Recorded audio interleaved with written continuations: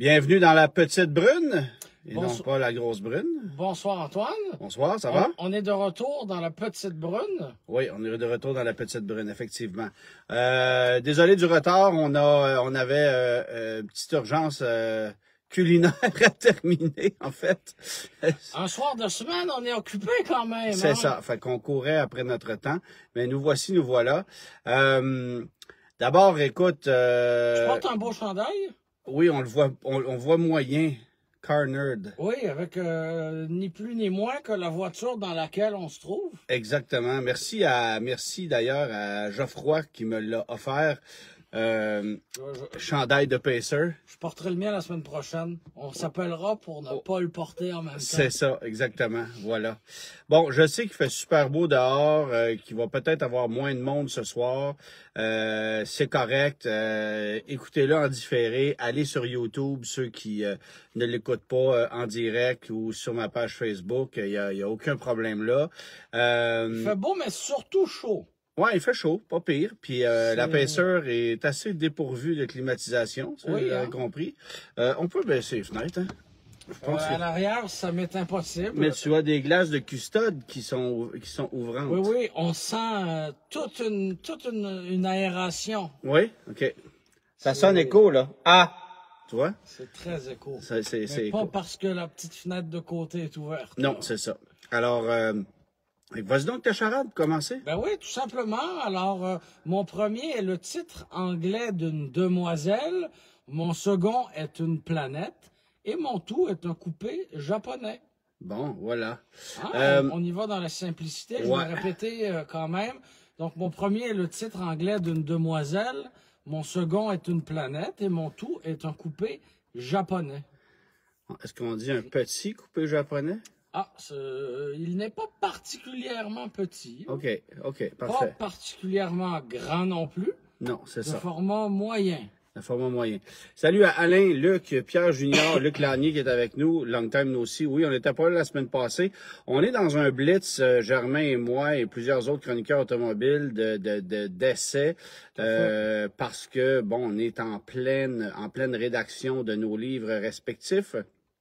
Et ça demande beaucoup de boulot. Là. Je viens de terminer un gros article sur des camions concernant pour le guide de l'auto 2025. Alors, on est là-dedans par-dessus les oreilles. On voyage beaucoup. Moi, je repars la semaine prochaine. Il sera-tu aussi pour le Subaru Forester? Non, je serai bien en ville la semaine prochaine. Bien en ville. Alors, c'est ça. Moi, je pars pour le Subaru Forester 2025. On vient d'annoncer les prix, d'ailleurs. Hein, les factures salées. Il suit la tendance. Hein? Il suit la tendance. C'est le moins qu'on puisse dire. Ben, en fait, c'est pas... J'ai très hâte de voir Pascal Mercier qui est à Banff, justement. Je vais me rapprocher la semaine prochaine, Pascal. C'est pas que son prix est astronomiquement élevé. Et c'est qu'il n'offre pas grand-chose de plus que l'actuel, là. Puis ça se rapproche dangereusement du prix d'une Outback. Oui. C'est pas nécessairement la même clientèle, on le sait. Le pire ennemi du Forester, je l'ai toujours dit, c'est l'Outback. Si l'Outback n'était pas là, le Forester se vendrait beaucoup plus. Tu sais, puis on s'entend qu'une Outback aujourd'hui, JR Toupin du Facebook a retiré ton commentaire. Il est mêlé à soir. Je ne sais pas de quel commentaire on parle. Je serai en retard de 15 minutes, peut-être. OK, je sais pas. Mais enfin, bref. Ben oui, il y a une nouvelle structure, assurément plus rigide. Bon, mais sinon, c'est les mêmes composants là pour le Forester. On n'a pas de version électrifiée, on n'a rien de ça. Version hybride qui va arriver, là? Oui, un jour, mais je te parle là maintenant. Fâche-toi pas. Oui. Okay, je vais rester calme. OK. Si j'avais pas bu 6 cafés cet après-midi, je serais peut-être plus calme. Bon, Parce que je veux dire, je comprends qu'on monte les prix, mais c'est le même véhicule. Ouais. Tu sais, on n'a rien de plus. Bref. Puis là, je vais répondre à la question de Daniel Grenier parce que elle est tout à fait d'à propos. Est-ce que tu as essayé le Tacoma hybride? Non. J'en ai fait l'essai il y a quelques semaines. OK. Il y a un gros mais. C'est pas dur, là. Quoi donc? Toyota a fait l'erreur avec sa gamme Tacoma. D'abord, si tu veux payer en bas de 60 000, t'es pris avec une boîte longue. OK. Il n'y a pas de possibilité d'avoir un Tacoma à caisse courte et en bas de 60 000 $. OK. Donc, avec un équipement... Oui. Alors qu'aux États-Unis, c'est tout le contraire. Ben, en même temps, on peut se réjouir déjà en partant que Toyota propose une caisse longue, Oui, parce que c'est pas le cas de tout le monde. Non, on est d'accord. Nissan et Toyota, ce sont les seuls à le faire. Mais pourquoi tu me proposes pas une alternative caisse courte à des prix raisonnables? Et qu'est-ce que Toyota répond à ça? Parce qu'ils ont étudié le marché. Là, ils l'ont mal étudié parce que j'en ai parlé avec eux, puis ils considèrent qu'au Canada, on vend un peu plus de caisses longues qu'aux États-Unis. Oui, je suis bien d'accord. Mais moi, ça me donne plus l'impression de, ben regarde, on va les envoyer au Canada, eux autres, ils les aiment, on va garder le beau stock pour nous autres. Tu sais, ça me donne plus cette impression-là. Okay. Fait que ça, c'est le premier truc que j'ai trouvé dommage. Ce qui en fait pas un véhicule inintéressant pour autant. Mais même chose par rapport aux États-Unis. Aux États-Unis, tu peux avoir un hybride TRD Sport en bas de 50 000 américains, 46 000 ou 44 000, là, quelque chose comme ça, qui est une version intéressante avec la belle mécanique à avoir. Au Canada, t'as rien en bas de 67 000 dans l'hybride. Ben, c'est normal. Fais le calcul du taux de change. Non, mais c'est parce que... On conserve l'hybride pour des versions plus luxueuses. Mais c'est ça. On n'a pas le choix, sinon c'est pas rentable. Ouais, mais pas à ce point-là. Pas à ce point-là. Ben oui. Pas à ce point-là. Ben Puis, oui. si tu prends un TRD off-road premium, si je me souviens bien du trim, c'est 61 000 avec le 4 cylindres turbo régulier. Qui va bien, soit dit en passant, en plus. Oui, mais qui consomme autant que l'ancien V6. Moi, j'ai un peu un problème avec ça. Oui. Il consomme énormément. Mais personne n'a dit qu'un 4 cylindres turbo consomme moins qu'un V6. Même chose dans des VUS, par exemple. Non, je sais bien, mais de la part de Toyota, je trouve que c'est un échec. C'est un doigt dans l'œil. Ouais, on diminue la cylindrée, on compense par la turbocompression, mais le résultat sur papier, c'est bien beau, là, mais ben, regarde, c'est ça. Et puis, si tu veux faire le step-up dans cette même version-là pour un hybride, c'est 6 500 $ de plus. Sauf que là, tu passes à 326 chevaux. Et 465 livres pieds de coupe. C'est ça qui est intéressant. C'est une belle mécanique. Mais t'as pas plus d'équipement, là, t'as rien. Puis, on pousse l'odieux jusqu'à vendre un Trail Hunter au Canada plus cher que le TRD Pro, alors qu'aux États-Unis, c'est le contraire. Le même véhicule aux États-Unis est moins cher, puis le TRD Pro est plus cher. Et à mon avis, t'en as plus dans un TRD Pro que dans un Trail Hunter. Puis au Canada, ce qui est encore plus stupide, c'est qu'un Trail Hunter, tu as la caisse de 6 pieds, ce qui est impossible à avoir aux États-Unis, ça vient qu'une caisse de 5 pieds. T'achètes parce que c'est des véhicules pour le hors-route, tu veux pas avoir un empattement qui finit plus. Ben non, c'est ça. C'est complètement ridicule. Alors, ils ont les choix stratégiques des planificateurs de produits chez Toyota, ils se sont complètement plantés. Puis tu peux pas comparer, tu sais, je vois Yves là, qui fait la conversion de taux de change US versus Canada. À toutes les fois, quand tu compares le prix d'un véhicule vendu aux États-Unis versus au Canada, c'est sûr qu'il est plus payant à vendre aux États-Unis. Ben oui. C'est sûr. Et surtout que...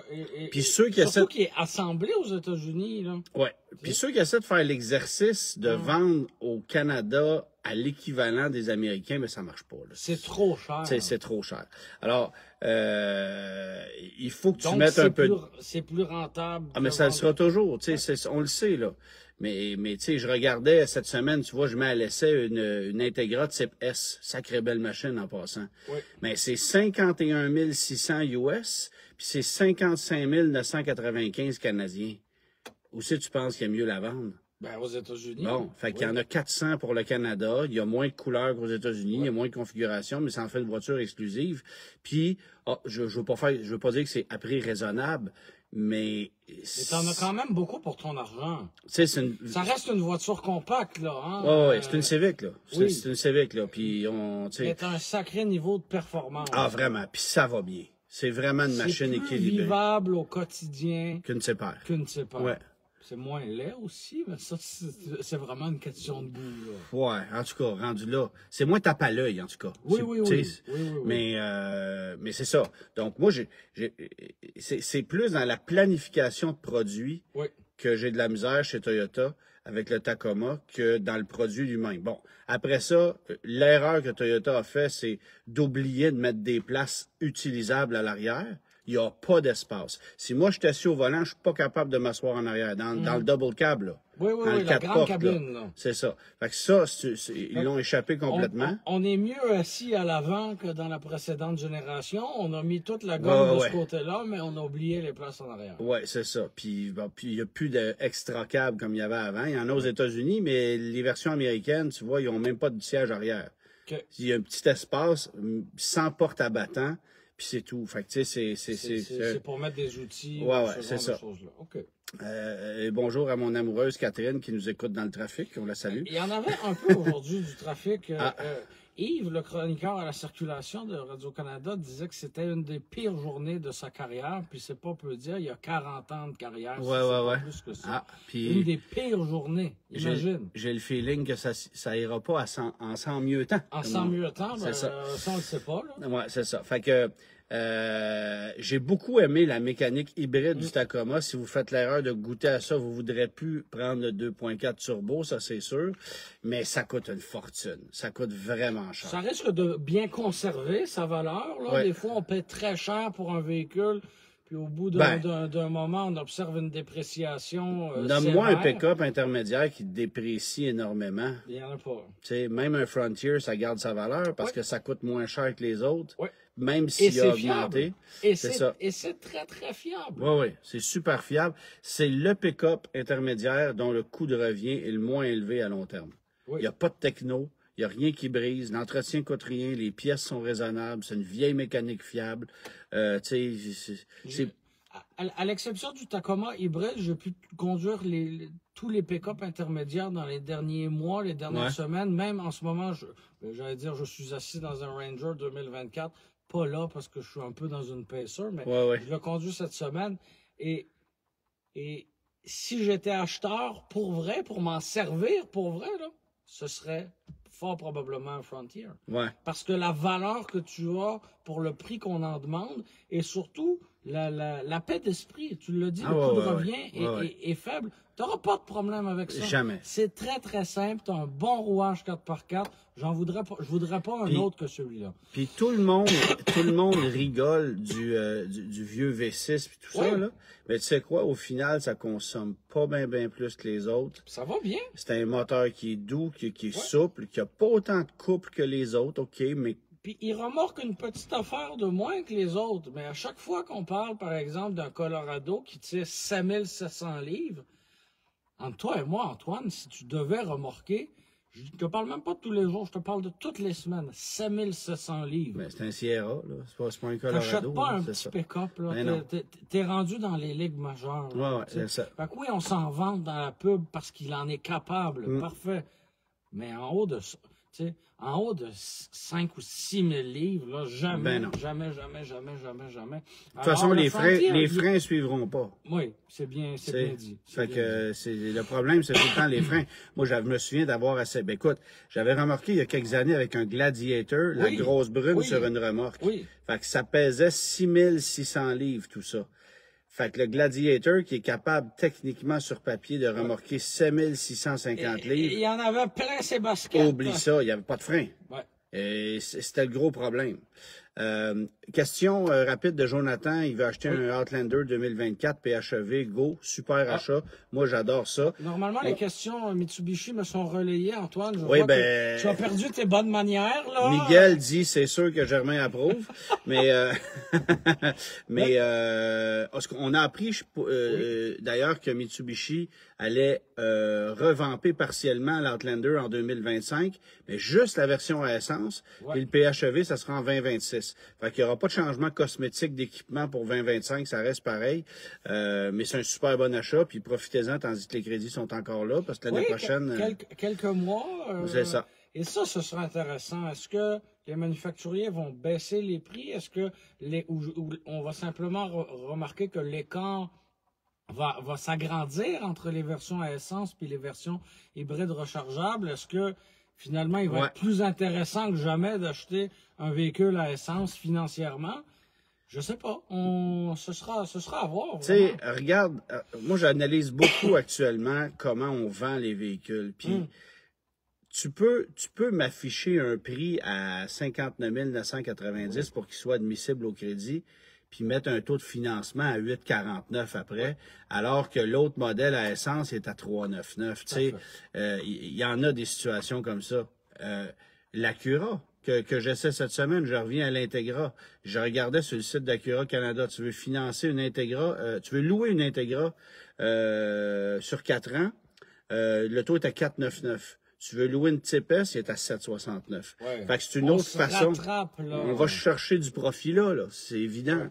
Fait que tu sais, on sait que c'est plus rare, on sait, fait qu'on va chercher du profit là. Fait que quand vous regardez des taux, un taux normal actuellement, là, c'est à peu près 5, 5,5, 6, là. T'es à peu près dans du taux normal. Si t'es à du 2,99, 3,99, t'as un taux subventionné. Ouais. Puis si t'es à du 7, 8, 9%, on se graisse la patte. C'est ça que ça veut dire. C'est pas plus dur que ça. Fait que c'est la situation, puis on le voit beaucoup dans l'électrique là actuellement, et dans ce qui est rare sur le marché, ou ce que les gens veulent plus ou moins vendre. Tu sais, je regardais aussi, tu as le Ranger cette semaine. As-tu vu les taux de financement là-dessus? Ben oui, mais le modèle est tout neuf, tout. Tu sais, il OK. Peut-être que d'ici 12 mois, ça se replacera. Chevrolet est à 5,99 avec un Colorado tout neuf, puis Ford est à 7,9. Il y a 18 mois, le Colorado, là. Tu sais. En tout cas. Oui, oui. C'est 7,99 pour un Ranger, là. 8,49 en location, ça fait mal. Bon. Puis, tu sais, j'ai conduit à peu près 150 km depuis que je me suis assis dans le Ranger. Puis la seule question qui me vient en tête, c'est, OK, mais le V6, lui, tu sais. On le connaît, là, le 4 cylindres turbo. Tu sais, la nouveauté, c'est le V6. C'est ça qu'on veut, c'est ça qu'on veut voir. À 2200 $ l'option, tu te poses même pas la question. Ben voilà. Tu te poses même pas la question. Parce que là, tu as un V6 qui est plus fort que le 4 cylindres de GM, qui va t'offrir la souplesse. Tu sais que c'est un moteur fiable. Puis le Colorado a énormément de qualité, là. Oui, mais ça sonne. Ben, le moteur fait un super boulot, mais ça sonne comme un moteur de Sunfire. Puis moi, je me souviens, je pense, j'en ai déjà parlé ici, l'ingénieur de GM responsable du 2.7 nous vantait la sonorité de ça. Ça sonne cacane, c'est désagréable. C'est vraiment le truc décevant de ce moteur-là. Sans compter que c'est pas ce qu'il y a de plus économique, là. Bon, mais c'est un moteur qui est très, très fort en couple, puis qui est nerveux, fait que bon. Mais jamais on retrouve la souplesse ou l'agrément d'un 6 cylindres. Ouais, c'est ça. Et ça me rend très, très curieux de voir ce que dira le 6 cylindres pour le Ranger. Oui, absolument. Enfin, bref. Hey, tu nous partageais aujourd'hui une photo de ce que tu conduisais il y a 19 ans. Oui, Prescar, oui. En toute humilité, je t'avoue que je ne connaissais pas cette subtilité-là du toit ouvrant. De la G6. De la Pontiac G6 que tu conduisais. Puis bon, sachant ce qui s'est passé avec Pontiac pas longtemps après, ben on n'a pas revu ça après. Hein. Ben, en fait, la G6, avec ce toit, j'ai essayé de chercher quel était le nom exact de ce panneau-là. Il appelait pas ça Skyview, ou je me souviens pas, mais c'était 4 panneaux. C'était un toit ouvrant panoramique, mais avec 4 panneaux superposés qui coulissaient puis qui se déplaçaient. Imaginez les mécanismes. Hein? Ben, il y a des tutoriels pour réparer ça sur Internet, mais ça a existé 1 an. C'est pour la première fois, il y a des tutoriels en trilogie. Oui, c'est ça. Mais ça a existé pendant 1 an et sur la G6 seulement. Dès 2006, c'était même plus disponible. Ils ont eu trop de problèmes avec ça.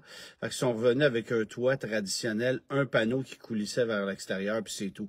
C'était joli, c'était bien pensé, c'était une autre bonne idée, mal exécutée. Ben oui, comme on en a eu souvent chez Pontiac, d'ailleurs. Hein? Ben chez GM, au moins, ils ont osé. Chez GM, en général, oui. T'sais, ils ont osé. Mais on ose un peu moins, là. Là, on n'ose pas bien. En fait, on ose nous vendre des Trax puis des Trailblazers. Je te dirais que je viens d'aller essayer le Silverado EV, là, et même si je peux pas te donner mes impressions de conduite parce que c'est sous embargo jusqu'à demain midi, fais le calcul, là, 8700 livres le poids de ce camion-là, 120 000 $. Ça se rapproche du Hummer, mettons? Ben, en fait, c'est que c'est pas un... Non, c'est... Non? Oui, tu sens le poids... Tu sais, bon. Mais jamais ça vaut 120 000 $. Mais quand tu dis jamais... Non, mais parce que tu payes les frais de développement. Tu payes le R&D de ce camion-là, tout simplement. Tu sais, la finition en dedans, c'est la finition d'un camion ordinaire. Ben oui, tu payes la technologie, tu payes les 4 dernières années qui ont passé en laboratoire à faire bordel, on a annoncé un camion électrique, comment on va le faire? Ouais, c'est ça. C'est ça que tu payes, là. C'est ça. Fait que, tu sais, moi, j'ai été, tu sais, encore une fois, je peux pas tout dire, là. Ouais. Ça sort demain, mais... Une autre affaire dont on peut pas parler, le Kia EV3. Ouais, ça sort demain matin. Parlant d'affaires qu'on peut pas parler. Ouais, c'est ça. Mais le EV3 sera plus petit que le EV6 et le EV9. Ah. Les lettres EV nous indiquent que ce sera un véhicule électrique. Qui va remplacer la Soul, qui va disparaître. Ça va ressembler à ça. Hein? Oui, ben oui, c'est écrit dans le ciel. La Soul, elle reste pour 25, ça s'en va après. Puis le EV3, qu'est-ce que tu penses que ça va faire? Clic. Mais Silverado, honnêtement, là, tu sais, il y a 3 versions, là. 3WT, 4WT, puis la First Edition. Ouais. Tu sais, des roues de 24 pouces. C'est parfait, ça, pour aller travailler. De série sur un véhicule. Puis là, j'ai regardé sur Internet. US, le pneu, c'est 890$. C'est pas cher. Puis sur un véhicule de 8700 livres, tu penses que tu vas changer ça à chaque combien de kilomètres? Puis 15 000? Sur les routes du Québec, avec des jantes de 24 pouces, tu vas les crever au bout de combien de temps, surtout, je pense? Tu sais, il y a plein de belles innovations là-dessus. Puis je m'explique mal pourquoi on ne l'a pas appelé avalanche, d'ailleurs, parce que c'est littéralement une avalanche, là. Oui, mais... Tu sais, de ramener des vieux noms, ça marche pas toujours. Oui, mais ça, c'est vrai chez Chrysler, tu sais. Dart, ça n'a pas marché. Hornet, ça marche moyen. Mais... Pacifica, tu sais, on l'a ramené, puis pourtant, ça n'avait pas marché même. Oui, mais quand on l'a amené la première fois, c'était pas vieux, tu sais. Ouais. En tout cas. Mais là, l'Avalanche, c'est pas bien plus vieux que le Pacifica, mais... En tout cas... Tout ça pour dire que c'est un Chevrolet Avalanche électrifié avec une batterie de 205 kWh. Parfait. Ça nous prend ça. C'est gigantesque. Oui. Est-ce que tu entends l'appel de la Terre? Oui. La Terre qui demande que ça? Oui, c'est ça. Des gros camions, mais... Moi, j'ai surtout hâte, en fait. J'ai conduit, là, puis ma seule conclusion, c'est que j'ai hâte de voir le line-up 2025 quand il va y avoir une gamme complète avec les LT, les Trail Boss, tout ça. Oui, des versions peut-être un peu plus grand public, donc les camions à 125 000. Puis avec des batteries moins grosses, là, tu sais, ça n'a pas de sens. Ça n'a pas de sens. Tu sais, je disais ça avec le F-150 Lightning. Tu arrives à un point où tu ajoutes tellement de poids pour aller chercher plus d'autonomie que tu te tires finalement dans le pied. Ouais. Ben, le Lightning... Parce que tu en transportes, tu en as plus à transporter. C'est ça. Fait que, oui, sur papier, le Silverado EV fait 708 km d'autonomie. Ouais. Puis honnêtement, il va le faire. Ça va te prendre 3 jours le recharger après. C'est ça. Plus ta batterie est grosse, plus ça va te prendre de temps à la recharger. C'est ça. Fait que... Ben oui, puis bonne chance de trouver des bornes de 350 kW, tu sais. Ah oui, on peut charger ça à vitesse de 350 kW. Où c'est que tu as vu ça, toi, une borne de 300? Pas chez vous, certains. Non, pas chez... C'est drôle parce que 90% des recharges, tu les fais où? Chez vous. C'est ça. Puis même les bornes Tesla, il y en a des 250. Encore faut-il y avoir accès. Puis GM, c'est pas encore réglé. Bon, c'est pas une solution facile, là. Les propriétaires de Hummer en ce moment trouvent ça bien drôle parce que c'est un jouet, c'est souvent un deuxième véhicule. Mais Silverado EV, là, c'est une autre affaire. Nicolas, il dit recharge rapide en 2 heures, oui. C'est ça. On n'a pas nécessairement toute la même notion de rapide. Non, c'est ça. Ben, il dit, tu sais, je vous l'avais compté quand j'ai rechargé le Hummer sur une borne de 100 kW. Oui. Ça a pris, 2h20 pour aller chercher, mettons, de 10 à 90% de la charge, puis ça a coûté 58$. Le prix, c'est pas ça, là, parce que c'est quand même dérisoire par rapport à faire le plein d'un pick-up pleine grandeur, mais n'empêche, tu sais, c'est un véhicule très, très lourd. C'est ce que j'ai à dire pour l'instant. Guy qui dit, j'ai acheté un Blazer EV 2LT, vraiment satisfait. GM fournit pas. Okay. C'est incroyable. J'ai parlé à plusieurs concessionnaires Chevrolet. Tout le monde était nerveux au début parce qu'on a lancé le véhicule un peu trop vite. Il y a eu des bugs, on a fait un stop sale. Un peu tard après la concurrence, ouais. Parce qu'on en a plein, là, des multisegments électriques. Tout le monde en a un. T'sais, on est arrivé un peu tard. Là, mais là, on est arrivé avec ça. Il y a un prix alléchant, il y a une belle gueule. T'embarques là-dedans, ça va bien, ça se vend. Tous les concessionnaires me disent, ça rentre, ça sort, ça rentre, ça sort. Imagine ce que ça va être avec l'Equinox, parce que ça aussi, je l'ai conduit. Ouais. Puis, j'ai presque envie de te dire, je peux pas te donner l'impression de conduite, ça c'est dans 2 semaines. Tu peux me donner l'impression que tu vas vouloir changer ta Bolt pour ça, tu as le droit de me le dire. Non, j'attendrai la prochaine Bolt tant qu'à ça. Mais j'ai presque envie de te dire que c'est probablement un des top 3 pressentis pour être véhicule de l'année 25. OK. Mais Antoine, rappelle-toi, nommer un véhicule de l'année. Oui, mais je parle. Répondre, oui, mais répondre aux besoins de la clientèle avec un produit bien développé. Puis là, évidemment, on n'a pas encore le prix de la version 1LT. Tu sais, le 1LT aux États-Unis, il est 35 000. Fait que figure 42, 43 Canadiens. En quoi c'est mieux que le reste, tu sais? Ben, qui est là depuis 4 ans. Ben, mettons que parce que chez GM, ils comparaient ça avec un Ioniq 5, comparaient ça avec un pack. Moi, j'ai fait, non, vous l'avez pas, là. Votre véhicule, là, il est le prix d'un Hyundai Kona. Tu sais, c'est un traction, c'est pas une propulsion. Ça, même s'il est plus gros, les gens vont le comparer avec un Hyundai Kona, pas avec un Ioniq 5. Puis si les gens le comparent avec un Ioniq 5, c'est pour une question de format, mais le Ioniq 5 est plus cher, beaucoup plus cher. Fait que, moi, je veux dire, tu as 48 000 $ avant les crédits, tu veux t'acheter un véhicule électrique, qu'est-ce qu'il y a sur le marché? Un Equinox, puis un Kona, puis un Niro EV. Puis même le Niro est un peu plus cher. Fait que, tu sais, j'ai regardé l'Equinox, puis la réponse, c'est, OK, tu as plus d'espace, plus de confort, tu as 100 km d'autonomie supplémentaire, puis il coûte le prix d'un Kona de base. C'est ça la réponse. Fait que ça va-tu se vendre? Ça arrive quand, ça? Un mois et demi. OK, ça s'en vient. Ça arrive là. Pendant ce temps-là, chez Ford, on dort au gaz. Ouais, mais chez Jeep, on va dévoiler un Wagoneer S qui va être super abordable. Ça va être 125 000, cette histoire-là aussi. Pas tant que ça, là. Non, mais... Ouais. Ça va coûter une fortune. Là. Ça va coûter une fortune. Ça va être cher. Ouais. Puis on va faire capoter les concessionnaires qui s'arrachent déjà les cheveux. Ouais. Qui reçoivent leur première Fiat 500 cette semaine. Oui, au moins, ça va leur donner un peu de morale. C'est ça, parce que chez Stellantis, je vous invite à aller lire mon texte sur le guide de l'auto, là. Ramé dans le mauvais sens. Je me souviens pas du titre que j'ai mis, là, mais... Oui, ça devait ressembler à ça. C'est ça. Fait que... On a eu le temps de faire l'inventaire des capsules de café de la machine Keurig, de compter le nombre de tuiles sur le plancher. Voilà. Oui, c'est ça. C'est moyen, là, de ce temps-là. Fait que... j'ai très, très hâte de voir la réponse du public pour l'Equinox, mais je pense qu'on a une formule gagnante. J'allais dire le bon produit qui arrive à point. En même temps, il arrive peut-être un peu tard, mais c'est correct aussi.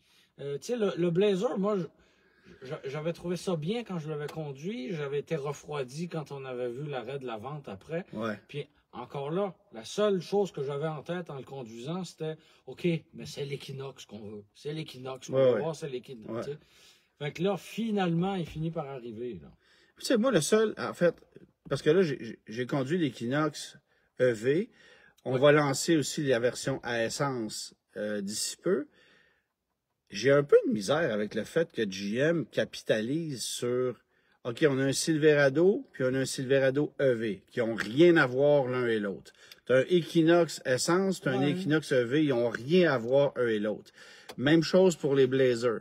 Fait que, pourquoi tu prends pas d'autres noms? C'est pas parce que votre catalogue en a pas, là. Non, mais en même temps, ça peut créer de la confusion. Parce que regarde ce qui se passe, par exemple, chez Mercedes. Tu as une classe S, puis tu as une EQS.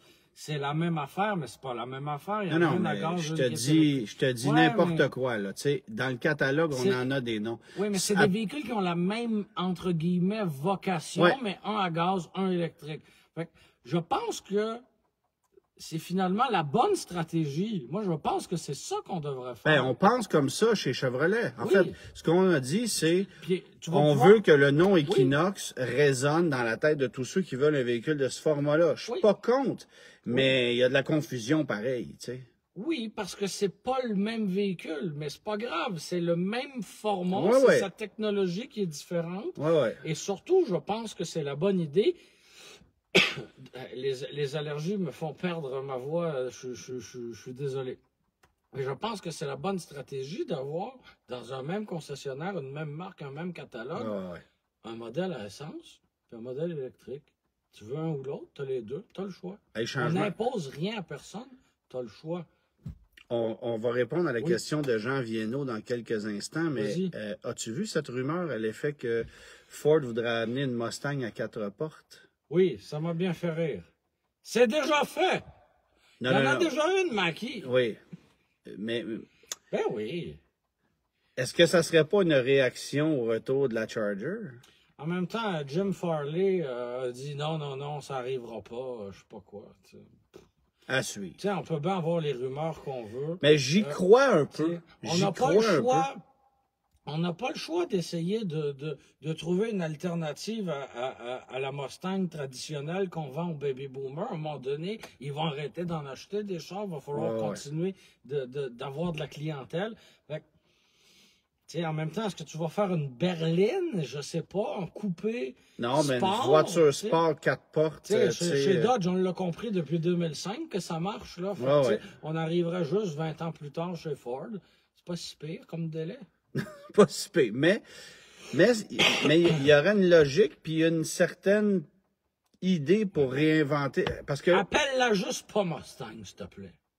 Appelle-la n'importe quoi d'autre. Cougar. Ouais. Falcon, appelle-la comme tu veux. Appelle-la pas 500 ou Taurus, là, ça c'est brûlé, c'est fini, c'est correct. Tempo?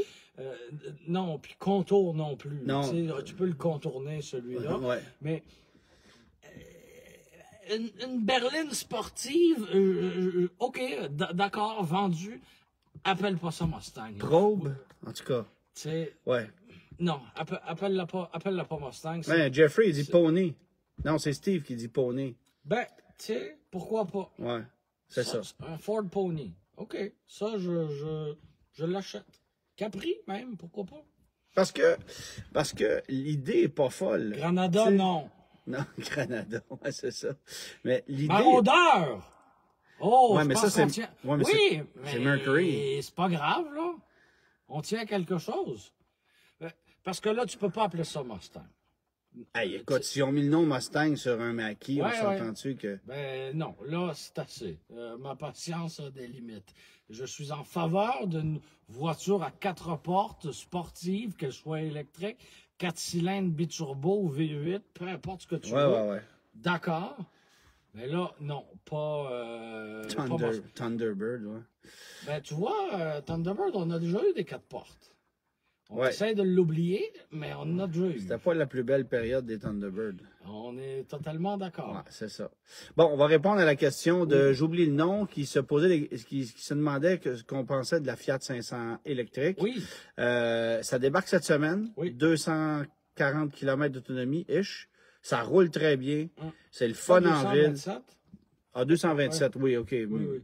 C'était le chiffre ajusté parce qu'on l'a annoncé longtemps, 240. À 240, c'est ça. C'est 227 en vérité. Probablement qu'on peut en faire 240. Ben, le calcul que j'avais fait, moi, c'est que dans le contexte où tu le conduis en ville l'été, puis tu régénères de l'énergie, puis tout ça, tu peux faire 260. Oui. C'est le calcul que j'avais fait, mais l'hiver, tu vas faire 125. Tu sais, on en a parlé souvent de la Fiat 500 électrique, on l'avait conduit ensemble. J'étais un peu pessimiste, mais sais-tu quoi? J'ai envie d'y croire. Ben, moi aussi. Parce que je t'écœurais de voir juste des gros véhicules ridicules. Ouais. Ça répond aux besoins de toute une clientèle qui n'a plus rien à se mettre sous la dent. Ouais. On vient de confirmer... Petit prix, petit format... Ben, petit prix, attends un peu, c'est pas donné, là, c'est 40 000 $. Mais faut que, avec le crédit, c'est un prix raisonnable. Ben oui, parce que collectivement, on donne de l'argent à tous les millionnaires qui s'achètent des véhicules. Mais c'est toujours bien 42 000 avec les frais de transport là, pour une Fiat 500 là, qui a 200 km d'autonomie. Fait que c'est pas comme si c'était une aubaine, mais avec les crédits, considérant que tu mets pas d'essence, mais surtout parce que c'est une voiture sous-compacte puis qu'il y a des gens qui en veulent encore. Oui, petit format. Tu sais, moi, je pense que c'est une super idée. Tu sais, j'ai bien hâte de voir si, par exemple, Communauto en achètera pas. Ah, c'est une bonne question. Ben, tu sais, pourquoi pas? Oui, parce que, tu sais, ils achetaient quoi? Des Rio? Ben là, ils sont rendus qu'ils achètent des Niro à 40 quelques mille piastres. Fait que, attends un peu. J'ai vu beaucoup de Kona aussi, là. Des Kona essence, entre autres. Ouais, ouais. Mais oui. Fait que ça commence à... C'est drôle parce que j'ai des amis, évidemment, montréalais, utilisateurs du service Communauto, qui m'ont fait la remarque. Hey, c'est cher, Communauto. Oui, mais le véhicule que vous conduisez, il coûte plus 16 000 comme il y a je sais pas combien ça coûte. Non, c'est compliqué, là. Tu as un tarif plus le tarif à l'utilisation. Mais en fonction de si tu prends un flex ou non, tu le retournes ou tu le retournes pas. Ils ont des Ford Flex sur oui, Communauto? T'as tout compris. On voit que tu es un utilisateur régulier. Non, mais oui, c'est ça. Je fais comprendre à ces gens-là que l'auto qu'ils conduisent ne coûte ça plus coûte 16 500 ça coûte 40 000 6-7 ans, ça coûte 40 000 Combien ça coûte assurer un Communauto? Oui, parce que... Tout le monde les cogne, là. Ils sont déboîtés, ces voitures-là. Moi, j'ai une question. Qui paye les contraventions? Ouais.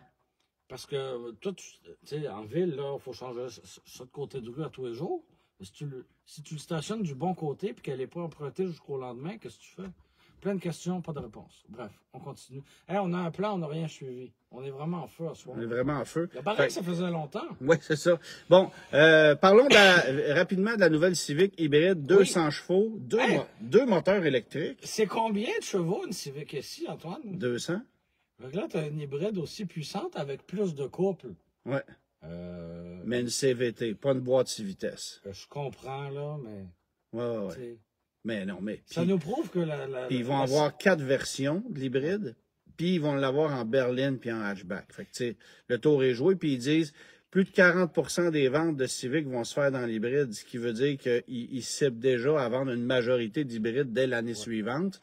Est-ce qu'on se serait finalement réveillé chez Honda? Ben, en fait, non. La nuit a été longue et...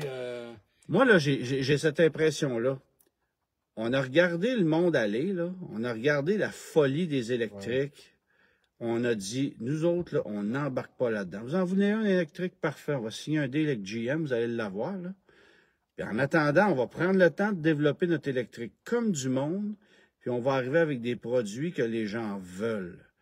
Ça a pris du temps parce qu'on a perdu des parts de marché, parce qu'il a fallu s'ajuster. Le dollar n'a pas été facile pour Honda, mais là, on va... Il a fallu qu'on s'ajuste à bâtir et vendre des véhicules rentables aussi, de pas juste avoir la statistique de la voiture la plus vendue au pays, mais de se dire, OK, on veut faire de l'argent avec les véhicules qu'on attends un peu. Là, ils en font de l'argent. Moi, là, attends un peu. Là. Quand c'est rendu qu'un CRV coûte 55 000, les taux de financement n'ont pas d'allure, le prix de l'essence qui est élevé, le coût des assurances qui a doublé dans certains cas, les gens vont faire « OK, là, la ballonne est en train de péter.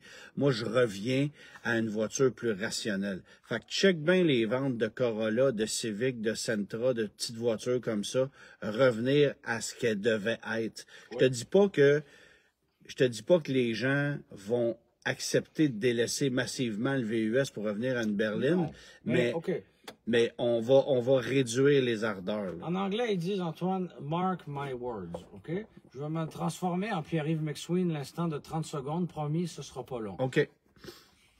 Le financement de ta maison, là, ça dure 25 ans, oui, mais c'est par tranche de 5 ans bien souvent. OK? Les taux ont commencé à monter quand? Bon, parfait. Fait que les gens qui ont renouvelé en 2019 la dernière fois, fait 2019 plus 5, ça fait combien? 2024. Oui, fait que là, le mur est là. Oui. Fait que là, les gens veux-tu que je t'en parle? Ben, on peut tous en parler, je pense. Je paye du 1,7 là en ce moment. Ça. Fait que quand les gens vont voir le paiement de la maison doublé, puis t'as pas le choix. La maison, tu vis dedans. Le char, t'as un peu plus le choix. Tu sais? Oui. Ben, c'est peut-être là que le déclic va se faire. Ben, je pense. En fait, c'est. Puis souvent, parce les que gens. La maison, tu vas faire quoi? Tu vas la vendre pour puis les gens sont même pas capables de prendre la décision eux-mêmes. C'est la banque qui va faire hey, ça marche plus tes maths. C'est ça qui arrive. Fait que. Est-ce qu'on va revenir à. Pas nécessairement la voiture à 17 500 $, Mais au lieu d'avoir un VUS à 65, ben, une berline compacte à 35, peut-être. Oui, puis je veux dire, là, t'as la folie des électriques qui couchent, tu sais. Sais-tu combien ça coûte sauver de l'essence? Oui, oui, oui, absolument. Regarde bien, là, on va les faire, les maths, là, Oui. OK? J'ai acheté la voiture électrique la moins chère du marché. Une Chevrolet Bolt blanche, pas d'option. Mais quand tu dis pas d'option, là, il n'y en a pas dedans. Oui. Ça a l'air d'un char de livraison, OK? Elle a quand même coûté 31 000. Elle est financée à 6,99 de taux. Elle coûte 1635 $ d'assurance par année. J'ai jamais payé ça de ma vie pour une assurance auto. Non, mais as-tu déjà essayé de réparer un véhicule électrique? Tu sais, j'ai une Camaro qui coûte le double du prix puis qui coûte la moitié en assurance. Puis avec laquelle je peux me tuer 1000 fois plus. Puis qui risque d'être volée plus qu'une Bolt. Tu sais, tout ça. Mais non, une Bolt, ça coûte une fortune. La Camaro dans le garage, la Bolt est dans. La Camaro, elle roule pas. Elle est en avant, là, en fait. Là, mais c'est les coûts de réparation. C'est ça qui est cher. Je sais. Fait que, tu sais, quand tu regardes ça, une voiture électrique, ben, tu uses des pneus plus rapidement. Tu sais, je veux dire, il y a un paquet de frais. Effectivement, que c'est un peu moins cher d'entretien. Combien ça vous coûte par semaine en essence? 50$ ou 500$, tu sais? Oui, le calcul, c'est ça. Fait que, tu sais, il y a des... Vous avez une Mazda 3 à la maison, vous avez une Civic, vous avez un vieux CR-V, là. Calculez combien ça vous coûte en essence. Ben, tu sais, moi, il y a des gens que je connais qui roulent beaucoup, pour qui c'est intéressant financièrement. Mais combien de gens sont encore en télétravail et ne se déplacent que de manière très occasionnelle? Stéphane, il dit, ça me coûte 666 d'assurance pour une Bolt. Moi, j'ai jamais vu ça, là. J'ai fait 5 courtiers, là. Je sais pas s'il habite au Nunavut, Stéphane, mais j'ai jamais vu ça. Pour vrai, là, les assurances en ce moment, ça me fait capoter le prix là, qui explose. Là, puis ça te pose des questions que j'ai jamais entendues de ma vie. Puis c'est vraiment, vraiment... On la voit, la ballonne péter des assurances en ce moment. C'est parce que les assurances, là, demain matin, tu as un sinistre, il faut remplacer ta voiture, n'importe quoi. Tu sais. En fait, c'est justifiable. L'auto qu'on doit remplacer, ben, elle coûte plus de 25 000, elle en coûte 40. Martin paye 2800 l'assurance Saint-Acoma 2024. Ben, c'est sûr. Ben, il y a une chance sur 5 de se le faire voler. Ben oui, c'est ça, c'est ça. Ils ont été chanceux, ils ont accepté de l'assurer. Ouais, c'est ça. Fait que, tu sais, je veux dire, la Bolt, là, je vous nomme ça, puis c'est une voiture qui roule pas beaucoup. Oui. J'aurais pu acheter une Civic au même prix, mettre 100 $ d'essence par mois là-dedans, parce que je roule pas énormément avec. Ça aurait coûté un peu moins cher d'assurance. J'aurais eu une voiture un peu plus grosse. Bon. Tu sais, puis au final, la différence n'aura pas été... un changement d'huile par année? C'est ça, tu sais. Ben, peut-être 2, là. Peut-être 2, mais rendu là, c'est pas ça la différence. Bon, mais tout ça, ben non, mais tu vois, je viens de faire un entretien de frein sur la Bolt. Il faut quand même le faire, là. La voiture a 1 an et demi, ça prend un entretien de frein pareil. Je veux dire, c'est bon. Fait que... c'est pas... Là, tout le monde me drop leur coût d'assurance. RAV4 Prime, ma soumission à 4500 plus taxes. Puis avec un dossier parfait. Ah, mais il fait du taxi. OK, excuse-moi. Il fait du taxi avec son véhicule. Un taxi? Non, plus taxes. Ah, non. RAV4 Prime taxi, ma soumission 4500. Okay, oui. Mais... Oui, OK. C'est sûr que quand tu en fais une utilisation commerciale, c'est différent, là. C'est sûr. Mais tout ça pour dire que quand, tu sais, je les regarde des fois, il y a des véhicules électriques, je fais, ah, ça, c'est pas pire, tu sais, ça. Mais je le ferai pas le saut parce qu'il n'y a rien qui va me coûter moins cher que la Bolt qui coûte déjà cher d'assurance. Ouais.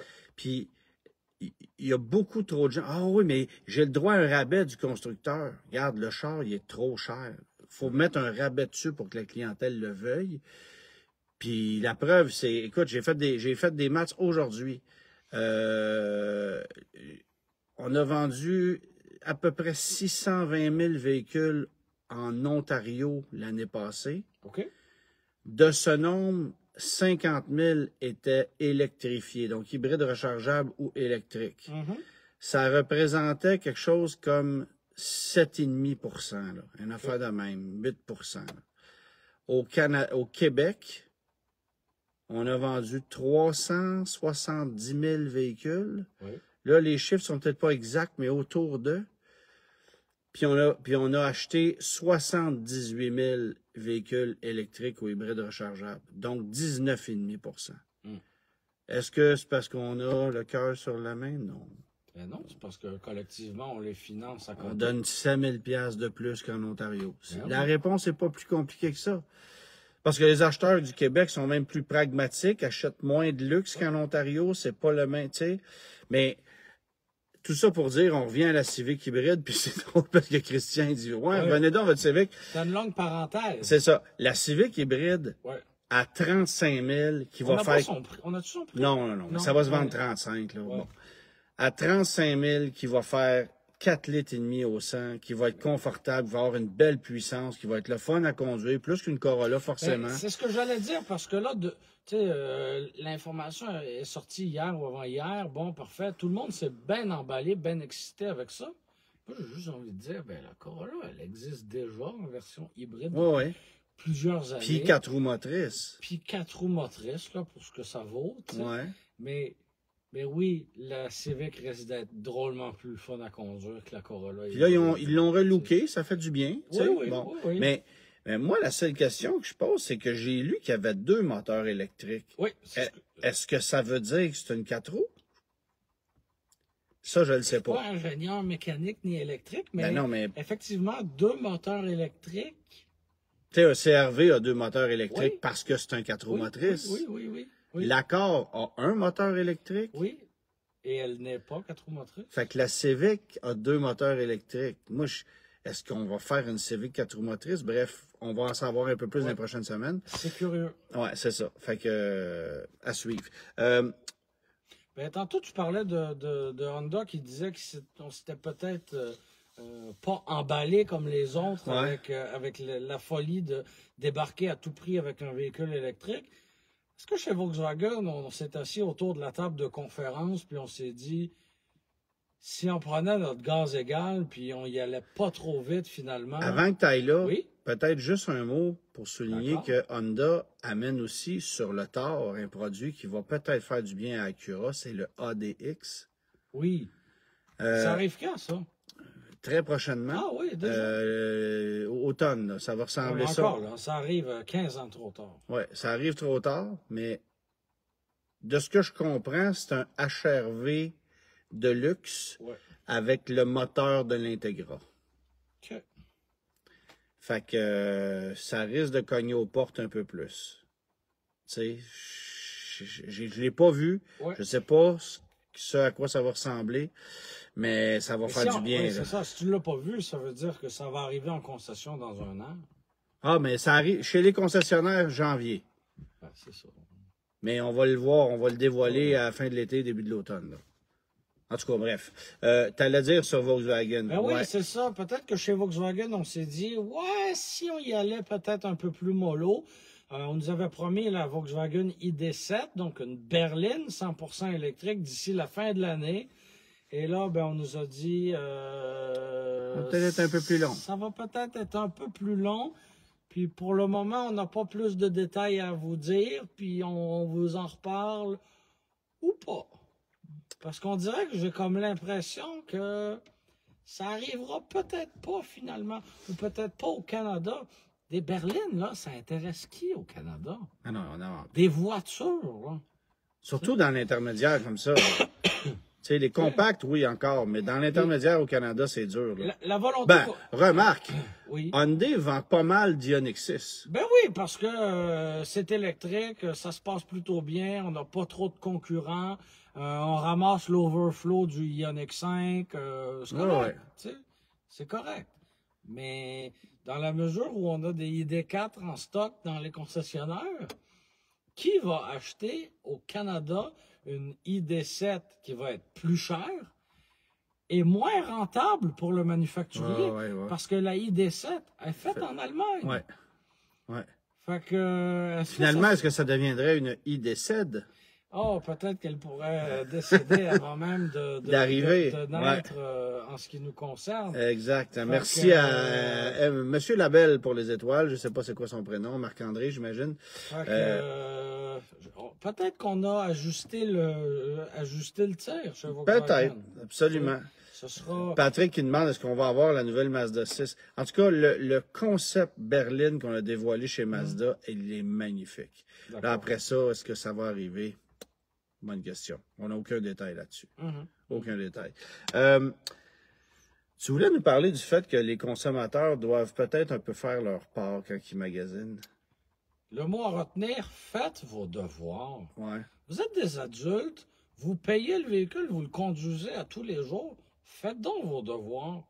T'sais, les concessionnaires ont le dos très large, ont très souvent mauvaise presse, on va les accuser d'1 million d'affaires, des fois, à raison d'ailleurs. Mais pourquoi, bordel, le consommateur ne fait pas ses devoirs? On reçoit, Antoine, et t'en reçois plus que moi, des courriels de gens qui soit sont sur le point d'en acheter, mais des fois, qui viennent d'acheter un véhicule, puis qui réalisent quelques semaines ou quelques mois plus tard, ou après avoir discuté avec un membre de leur entourage, que finalement, ils n'ont peut-être pas réalisé l'affaire du siècle. Faites vos devoirs. Ben oui. Je sais que c'est cliché de dire ça, c'est le deuxième achat le plus important après votre maison. C'est hyper, hyper, hyper important. Pourquoi vous vous contentez d'aller chez un seul concessionnaire? Pourquoi vous n'achetez pas un ou l'autre des livres automobiles pour vous informer juste un peu? Achetez le livre la revue du Protégez-vous si vous voulez. Moi, je vais poser une question. Informez-vous en ligne. Faites plus qu'un concessionnaire. C'est sûr que vous avez un cousin ou un beau-frère qui connaît un peu ça, les chars, qui va vous aiguiller. Ça se peut que ça se peut que ce soit le mononcle désagréable que vous côtoyez pas tout le temps. Non, mais à Noël, tu sais, autour du buffet froid, ça peut être une discussion à avoir. Il y a beaucoup de gens, ça les intéresse pas, les chars. Jeffrey dit demandez à ChatGPT. Demandez-y! Parfait! C'est bien! C'est mieux que... Claude, il dit, il a trouvé une source qui mentionne que le Civic, ça sera une traction. OK. Bon, à suivre. Mais j'ai hâte de voir le schéma technique de comment ça va fonctionner. Ouais, c'est ça. Deux moteurs électriques. Mais moi, je veux renchérir sur ce que tu dis parce que je suis tombé, la mâchoire m'a décroché quand j'ai parlé avec les gens de Tesla récemment. Puis on m'a dit plus de 80% des ventes chez Tesla sont financées sur 96 mois.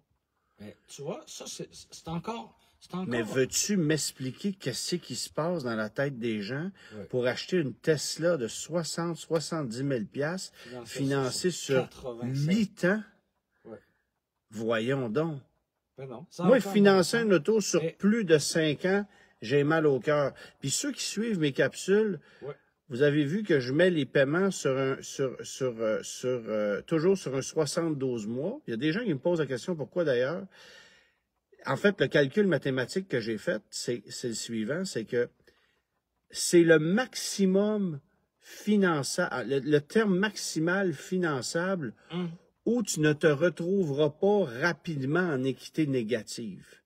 Finance un véhicule sur 72 mois aujourd'hui, puis la majorité du temps, à moins que tu achètes un véhicule qui vaut rien, là, c'est sûr que si tu achètes une Genesis G80, à déprécier de 40% par temps. On parle de règle générale. C'est ça. Règle générale, tu achètes un RAV4, un Equinox, un... Le 75% dans le milieu. Là. Alors, si tu finances sur 6 ans, puis que tu n'as pas mis de cochonnerie de fenaille partout, là... Et que tu n'as pas de ballonne avec ton ancien véhicule. Non, c'est ça, exactement. Parce que ça arrive, ça aussi, là. Oui, mais c'est ça. Le produit, en tant que tel, si tu le finances un terme de 6 ans, tu ne devrais pas avoir une équité négative ou si oui, de maximum quelques milliers de dollars.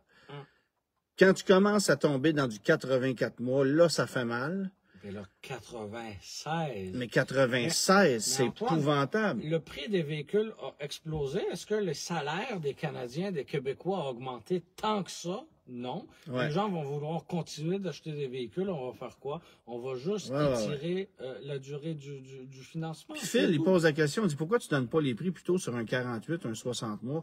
Ben effectivement, mais les gens, majoritairement, mais il y a personne qui prend. C'est très rare. C'est soit que les gens paient comptant, vont louer sur des termes très courts parce qu'il y a des manufacturiers où la location 2 ans ou 3 ans est souvent bien alléchante.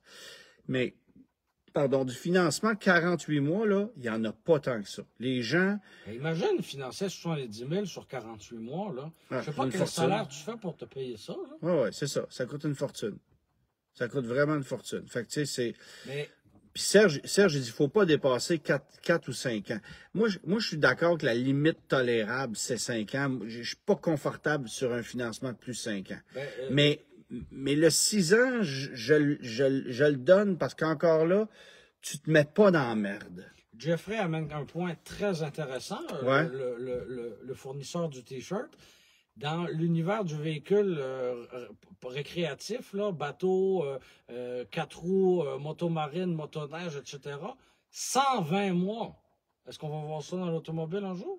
Hey, imagines-tu? 120 mois. Financer ton Sidou sur 120 mois. Ton Sidou dont tu te sers combien de fois dans l'été? Non, mais... Ouais. En plus, tu sais. Mais bref, je reviens à ça. Ça vous intéresse pas? Je comprends. Personne ne vous demande de devenir un passionné de l'automobile comme nous. Cela dit, ça a des répercussions sur vos finances, sur votre cote de crédit, sur votre capacité d'emprunt à l'avenir. Faites attention à ce que vous achetez. Faites attention. Achetez en connaissance de cause. Exactement. Ghislain qui mentionne, j'ai acheté ma seule voiture neuve sur 96 mois, une Nissan Sentra en 2006. Je me connais, je conserve mes autos très longtemps, je suis travailleur autonome et mes revenus fluctuent beaucoup. Cela me convenait. Les commentaires se sont empilés depuis. Ouais, c'est ça. J'ai perdu le fil. Mais bref, si lui, ça lui convient, parfait. Mais il faut comprendre qu'on va payer énormément en intérêts et que pendant un long terme, tu te retrouves en équité négative. Si tu es capable de composer avec ça, puis que tu sais que tu ne feras pas de folie en remplaçant ton véhicule 2, 3, 4 ans plus tard, puis tu vas avoir une balloune à financer. Ouais. Tu sais, moi, je me souviens d'un type qui avait acheté un Kia Sorento sur 84 mois. Ouais. Au bout de 2 ans, il y avait eu une augmentation du prix de l'essence. Ah, le Sorento boit trop, je vais le changer pour une Forte. Il est allé au concessionnaire, 16 000 de ballons sur le Sorento. Il avait changé le véhicule pareil pour sauver de l'essence en achetant une Forte. C'est des calculs mathématiques de base. Est-ce que le vendeur devant lequel il s'est retrouvé savait très bien que c'était une mauvaise décision d'affaires? Assurément. Est-ce que le vendeur est là pour vous conseiller financièrement? Non. Il est là pour te vendre un char. Il est là pour te vendre un char, puis visiblement, c'est ça qu'il fait, puis il le fait bien. Fait que, fais tes devoirs. Les concessionnaires ont très, très, très mauvaise presse. On va les traiter de tous les noms. Ouais. Mais faites vos devoirs. Arrivez, préparez. Et comparer, surtout. Exactement. Brochure, on l'a-tu? La brochure, c'est la... Ah, ben on va donner... charade. La brochure, c'est la charade. Mon premier est le titre anglais d'une demoiselle. Mon second est une planète. Et mon tout est un coupé japonais. C'est la Mystère. La Mazda MX-6 Mystère. Est-ce que tu te sens bien? Oui, je me sens très bien. Je veux juste te dire que la MX-6 Mystère, qui avait été lancée en 1993, utilisant les bases de la Ford Probe, ben en fait, la Ford Probe utilisait les bases de la MX-6 Mystère. Tu sais que le nom Mystère n'existait pas aux États-Unis. Ouais, Mystère, c'était canadien seulement. Ajouté pour le Canada. C'était canadien seulement. Alors, tu avais un 4 cylindres de 2 litres, tu avais un V6 2.5 litres, ça faisait 170 chevaux. C'est une auto très agréable à conduire, qui a mal vieilli. Aujourd'hui, c'est un look quand même assez champ gauche que je déteste pas du tout, mais mécaniquement, ça ne vieillissait pas très bien. C'était pas des autos particulièrement solides, il y avait un peu d'effet de coupe, mais il y avait une super sonorité mécanique. Puis en 4 cylindres, c'était moyen, mais en V6, il y avait quand même un certain agrément de conduite. C'est surtout que ça vieillissait pas très bien. Elle n'était pas disponible qu'en vert forêt? Non, c'est ça, il y avait un choix de couleur. Eh bien, pourtant, elle était fort populaire en vert forêt. Mais le vert faisait partie de la liste des 7 couleurs disponibles. On a vendu ça jusqu'en 96. On a tiré la plug au moment où tout le monde Tu sais, toutes les voitures sport disparaissaient, là, 240 SX, nomme-les, Eagle Talon, c'est parti en 97, Celica en 98, tu sais, c'était la période où les coupés sportifs japonais s'en allaient les uns après les autres, mais ça a été une voiture quand même intéressante. J'ai peut-être préféré la précédente génération de la MX-6. C'était plus carré, en quelque sorte. 4 roues directionnelles avec un 2.2 turbo. Ça avait du punch. Ça avait une ligne très raffinée pour l'époque. Moi, j'aimais mieux cette génération-là que la Mystère. J'ai envie de te dire que je préférais le look de la Probe que celui de la Mystère, personnellement. Là, mais c'était pas mal la même auto. Alors, ton énigme est résolue, puis j'ai pas remarqué si les gens avaient répondu adéquatement à la réponse là, à ta question au début. Je ne l'ai pas vu aller. Je pense que c'était timide comme participation à la charade. Et pourtant, c'était une charade facile cette semaine. Tu t'es pas surpassé sur celle-là. Là. Voilà, je voulais que ton estime remonte. Merci. Alors, encore une fois, merci tout le monde d'avoir été là. Est-ce qu'on se croise sommairement, rapidement, la semaine prochaine? Ben, en fait, faudrait faire ça. Que dirais-tu des rendez-vous lundi prochain? C'est un rendez-vous? On va faire ça lundi prochain, puisque le reste de la semaine, ça sera pas possible pour moi. Bonsoir les sportifs. Bonsoir les sportifs. Au revoir. Merci d'avoir encore été là. Et puis, en rediff sur YouTube, sur Facebook. Salut. Au revoir.